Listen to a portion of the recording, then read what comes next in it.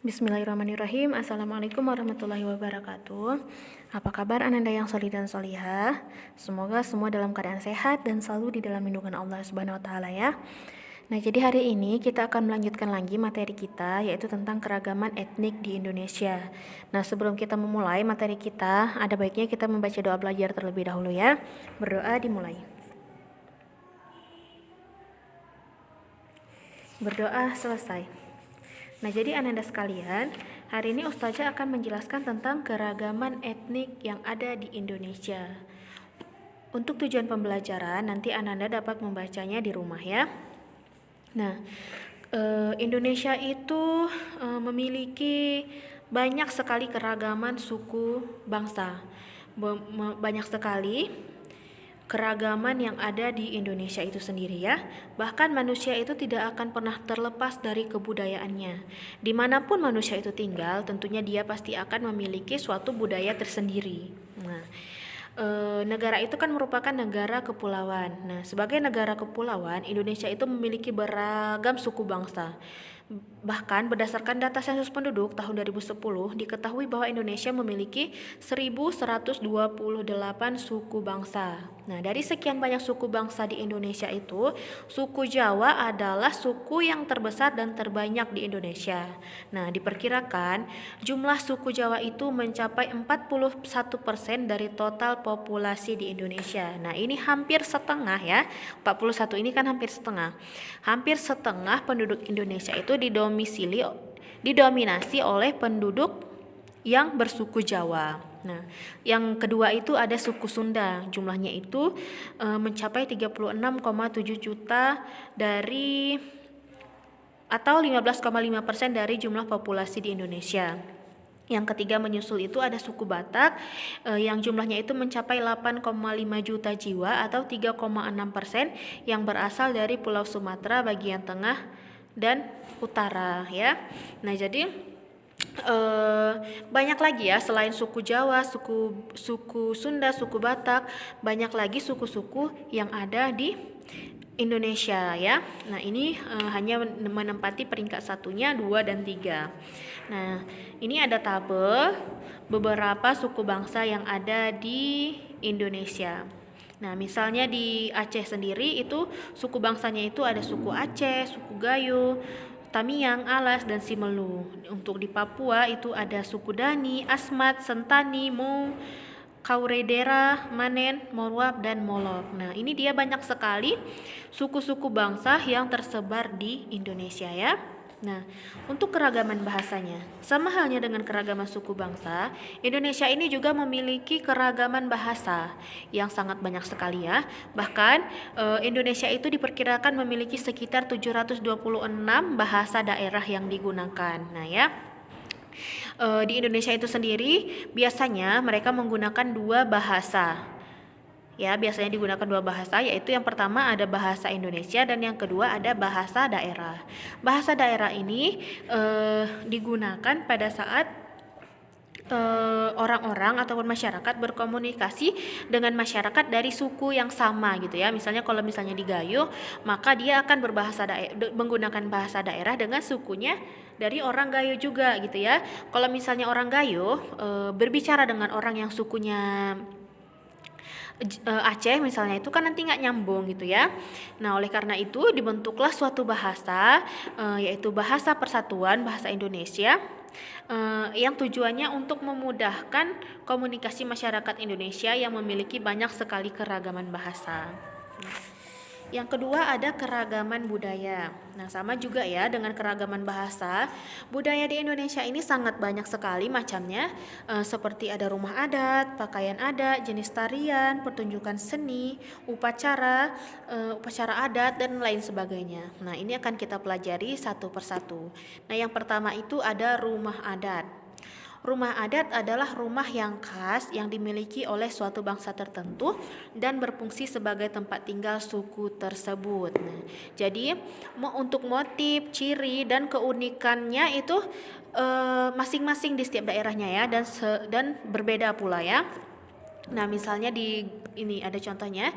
Misalnya di Aceh itu ada Krong Bade nama rumah adatnya. Nah, Dari tekstur, dari ciri dan motif dari rumah ini kan berbeda-beda gitu ya.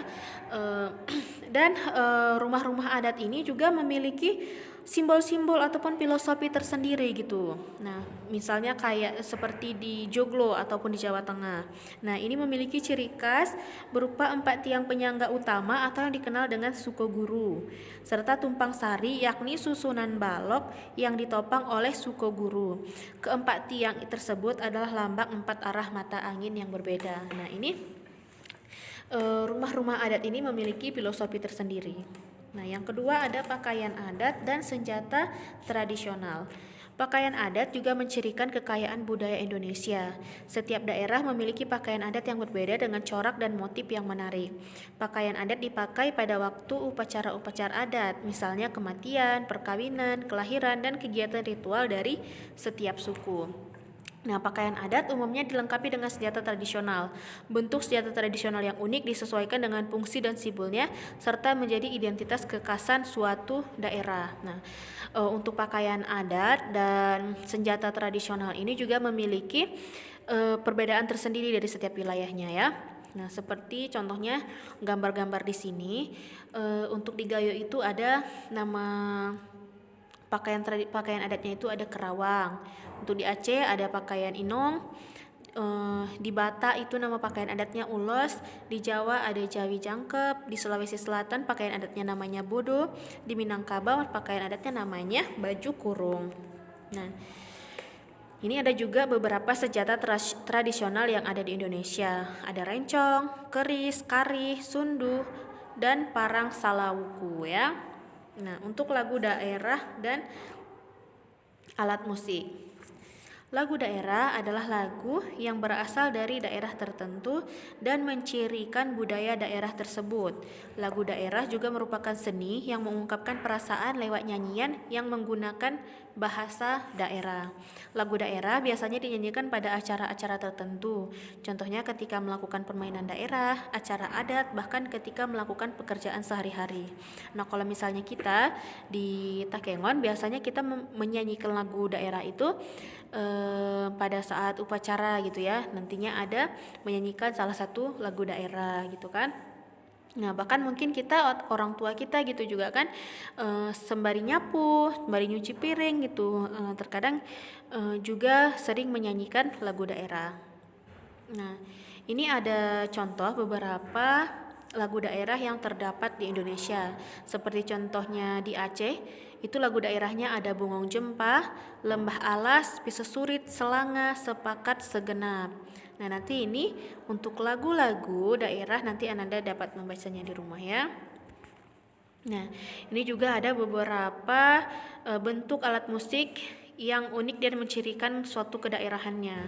Seperti di Papua itu nama alat musiknya itu ada tipa, di Jawa Barat ada angklung, di Sulawesi Utara ada kolintang, di Jawa Tengah ada gamelan. Nah, selanjutnya adalah tarian daerah dan pertunjukan rakyat. Tarian daerah adalah seni yang mengungkapkan perasaan lewat gerak yang memperlihatkan identitas kedaerahannya. Gerak dalam tarian biasanya memiliki simbol dan makna yang mendalam. Ada berbagai jenis tarian daerah, ada tarian untuk pertunjukan seperti menyambut tamu, tarian untuk upacara adat, dan tarian yang sifatnya menghibur. Nah, misalnya kalau misalnya kita di Aceh ya, itu ada tari yang namanya tari saman. Nah, biasanya tari saman ini digunakan ataupun ditampilkan itu untuk menyambut tamu. Nah, kalau di Gayo itu ada juga nama tariannya adalah tari Munalu gitu ya. Nah, sama biasanya tari Munalu ini ditampilkan ketika untuk menyambut tamu besar gitu ya. Nah, ini ada beberapa jenis tarian daerah yang ada di Indonesia. Seperti yang tadi ya, kalau di Aceh itu nama tarian daerahnya itu ada tari sedati, tari saman. Di Riau ada tanda atau joget lamba. Di Papua ada selamat datang dan musyo. Nah, selanjutnya upacara adat dan keragaman religi.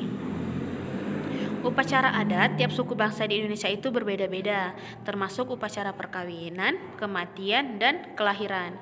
Sebagai contohnya di Bali, upacara pembakaran mayat, dan di Toraja ada upacara bagi orang yang telah meninggal dengan menganaknya ke tempat pemakamannya yang terletak di goa-goa di lereng gunung. Nah, gitu ya.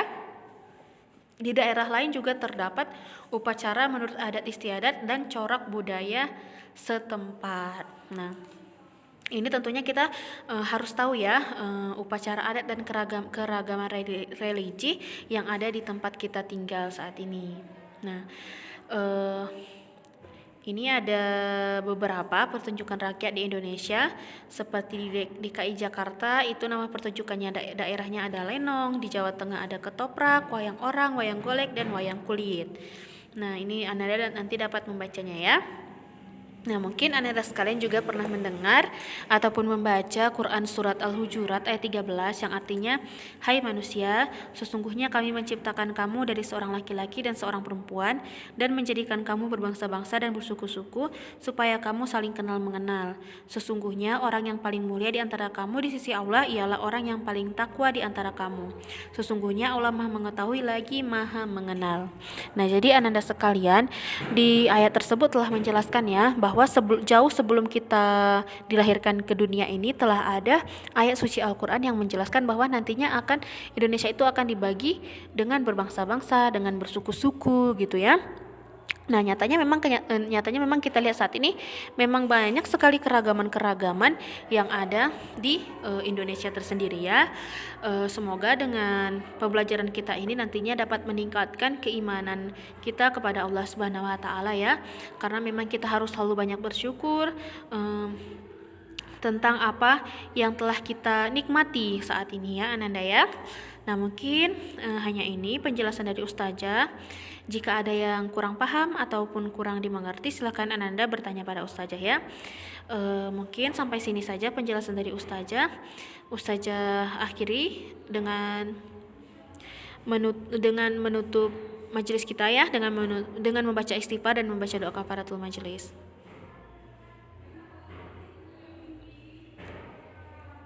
Ustazah akhiri, wabillahi taufiq wal hidayah. Assalamualaikum warahmatullahi wabarakatuh.